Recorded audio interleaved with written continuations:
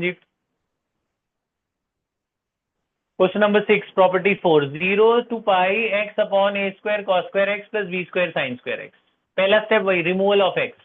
Property लगाते हैं, बताओ x की जगह क्या लिखना चाहिए, पाई माइनस एक्स। जितने भी x हैं सबकी जगह पाई माइनस एक्स, नीचे भी x की जगह पाई माइनस एक्स की जगह पाई माइनस एक्स लिख दिया। अब ये 0 से पाई ऐसे ही रहा, ये भी सब ऐसे ही रहे। कॉस पाई माइनस थीटा होता है माइनस कॉस थीटा, लेकिन स्क्वायर है तो प्लस हो जाएगा, और साइन पाई माइनस थीटा तो साइन थीटा ही हो गया। ये सेकेंड इक्वेशन पैटर्न सेम है। ये फर्स्ट दोनों को ऐड करेंगे, एडिंग 1 and 2 ऐड करेंगे। आई और आई कितना हो गया 2i, एलसीएम सेम आएगा ना। एलसीएम कितना आया, A square cos square x plus B square sine square X. LCM same है, ऊपर वाले ऐड होंगे, ये और ये ऐड हो गया, x और पाई माइनस एक्स ऐड हुआ तो x और x कट गया, पाई कांस्टेंट है बाहर चला जाएगा, पाई गया बाहर। 0 से pi 1 upon a square cos square x plus B square sine square x. ठीक है, अब क्या करेंगे, रैशनलाइज कर नहीं सकते, ये लगाना method. For even power of sine and cos in the denominator, sin and cos in the denominator divide by highest power of cos x, divide by highest power of cos x। याद रखना है method, ये method है।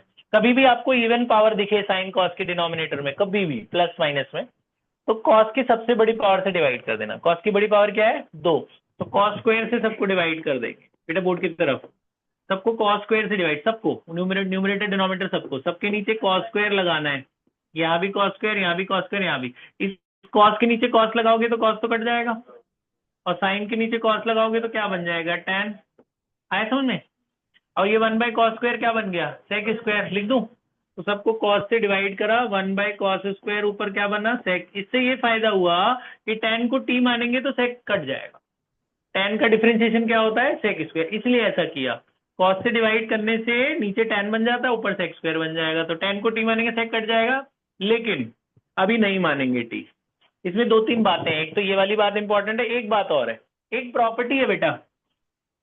Property ये है, ये use होगी बीच बीच में कि आपने जैसे लिमिट 0 से 2 है, ध्यान सुनना, लिमिट है 0 से 2 है, उसको लगा दे बेटा।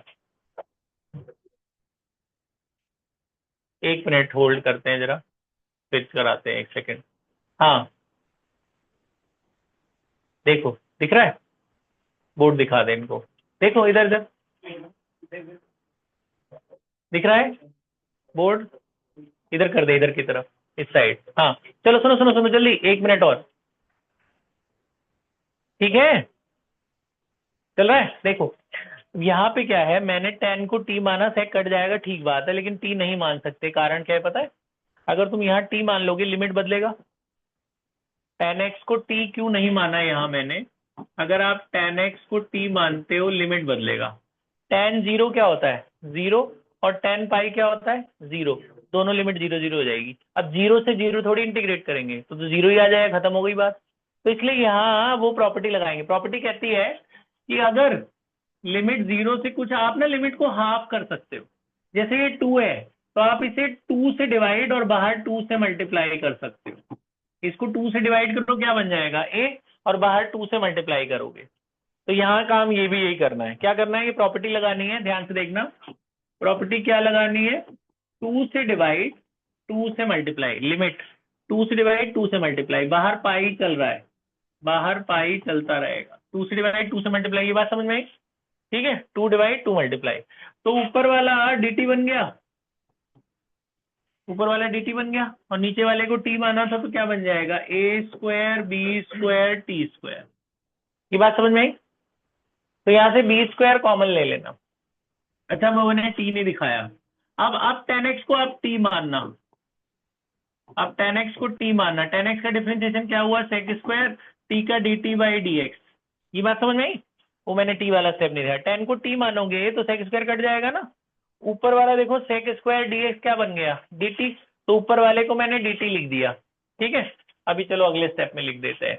अभी ऐसे रहने देता हूँ। तो ये आ गया जी sec square upon a square plus B square tan square.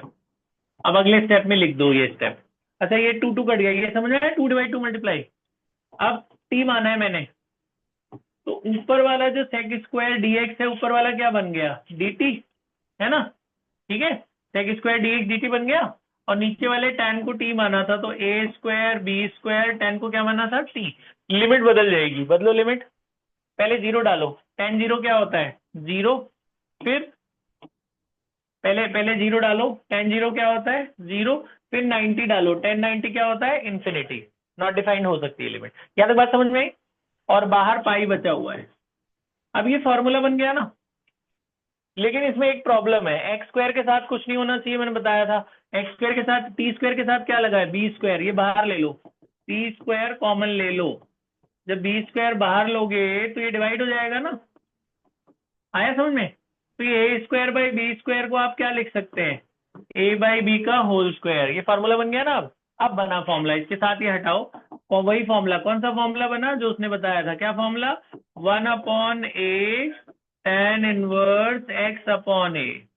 फिर लिमिट डालेंगे, ये b से b कट गया, यहाँ पे आया पाई अपॉन बी ए, लिमिट डालेंगे, पहले अपर लिमिट डालोगे, इन्फिनिटी बाई कुछ इन्फिनिटी हो जाएगा, माइनस लोअर लिमिट डालोगे, जीरो बाई कुछ क्या होता है, जीरो, है ना। एलएचएस में आई चल रहा है बस, बाकी सब कट गया। तो पाई अपॉन बी ए, टेन इन्फिनिटी कितने डिग्री पे होता है, 90, टेन इन्फिनिटी 90, टेन जीरो क्या होता है, जीरो। तो फाइनल आंसर आया pi square upon 2ab, pi square upon 2ab final answer. तो इसमें एक बात ये याद रखनी है कि इवन पावर है साइन कॉस की, तो कॉस से डिवाइड करना है। दूसरी बात ये याद रखनी है, लिमिट हाफ करनी है, 2/2 मल्टीप्लाई। ये दो बातें इसमें याद रखनी है, ठीक है। इंपॉर्टेंट क्वेश्चन, अच्छा क्वेश्चन कर लो, इसे पॉज कर दे।